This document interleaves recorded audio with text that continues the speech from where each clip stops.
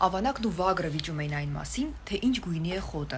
Ավանակն ասում էր, թե խոտը կապույտ է, իսկ վագրը պնդում էր, որ այն կանաչ է։ Երբ նրանց վեճը հասավ կիզակետին, նրանք գնացին առյուծի մոտ ճիշտ պատասխան ստանալու։ Երբ նրանք մոտենում էին առյուծին, Ավանակը բղավեց. «Ձերդ գերազանցություն, ասացեք, չէ՞ որ խոտը կապույտ է»։ «Այո», պատասխանեց առյուծը, խոտը կապույտ է։ «Այդ դեպքում պատժեք վագրին, նա համաձայն չէ դրա հետ, նա վիճում է ինձ հետ և բարկացնում է ինձ»։ «Շատ լավ», պատասխանեց առյուծը, վագրը կպատժվի 5 տարվա լռությամբ։ Ավանակը գոհ և բավարարված հեռացավ։ Վագրը հուսահատ դիմեց առյուծին. «Ինչու ես ինձ պատժում, չէ՞ որ խոտը կանաչ է»։